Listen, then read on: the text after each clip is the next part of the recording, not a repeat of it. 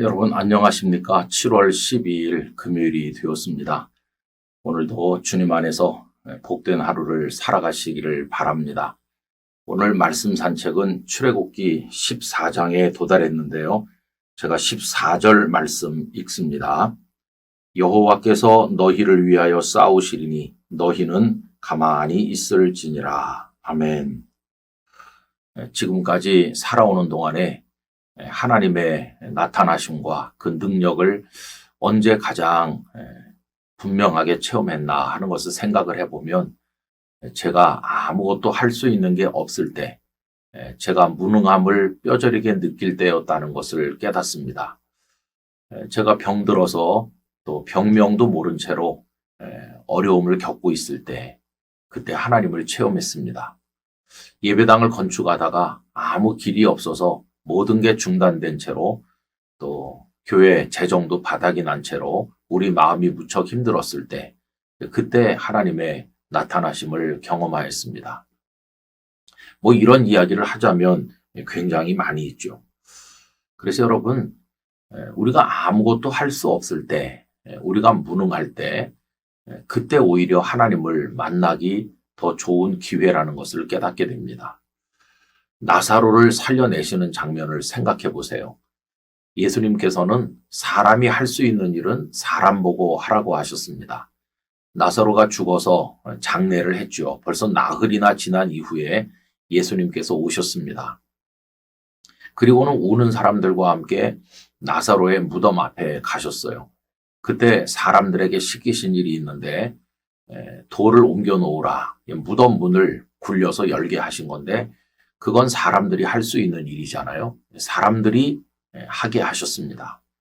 그 다음에는요. 죽은 나사로를 살려내는 일은 사람들은 할 수 없는 일이죠. 이제 주님의 시간이 온 겁니다. 그때 주님께서 나사로야 나오너라 부르셨어요. 그랬더니 온몸을 배로 동인 나사로가 살아나서 나오는 겁니다. 그 다음에 또 예수님은 그걸 풀어놓아 주라고 하는 걸 사람에게 맡겼어요. 풀어놓아 다니게 하라. 이건 또 사람들이 할 수 있는 거죠. 주님은 언제 일하시는가? 우리가 아무것도 할 수 없을 때 일하십니다. 여러분 이스라엘 백성들이 홍해 앞에 갔을 때 뒤에서는 애국 군대가 추격해오고 앞에는 망망대하가 가로막혀서 아무것도 할 수 없잖아요. 그때 오늘 읽은 14절 말씀에 보면 너희는 가만히 있을지어다. 가만히 있으라는 거예요. 가만히 안 있으면 어떡하겠습니까? 할 수 있는 게 사실은 아무것도 없는 거죠.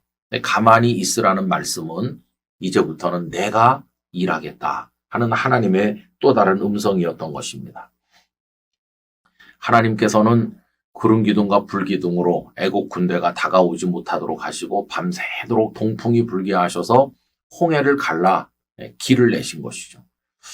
그래서 여러분 우리가 가만히 있을 수밖에 없는 절망의 때에 그때 하나님은 오히려 크게 일하신다는 것을 알게 되었습니다. 저는 목회하면서 이런 것들을 많이 경험했는데 이름을 붙이자면 무능력의 능력이라고 부르고 싶습니다. 언젠가 장로회 신학대학교 채플 시간에 제가 무능력이 곧 능력이다 이런 주제로 설교를 한 일이 있거든요. 바울 사도는 약할 때 강하다고 말했는데 약해서 아무것도 할 수 없는 때 그때가 오히려 하나님의 능력을 경험하는 그런 시간임을 고백한 적이 있습니다. 성도 여러분, 우리가 살면서 능력을 가졌다고 우리 힘으로 뭔가를 할 때 그때가 하나님을 경험하는 때가 아니고요. 야, 나같이 못나고 나같이 연약한 자가 있나 하면서 아무것도 할 수 없을 때 할 수 있는 것이라고는 하나님을 바라보는 것밖에 없을 때 그때야말로 하나님을 경험하게 되는 때임을 잊어서는 안 될 것입니다. 그래서 무능력의 능력을 경험하면서 우리 하나님의 하시는 일 가운데 승리하고 행복한 성도가 되기를 간절히 소망합니다. 전능하신 아버지 하나님, 저희들은 무능한 자일 때가 많습니다. 아무것도 할 수 없을 때가 많습니다. 그래서 절망하고 낭망합니다.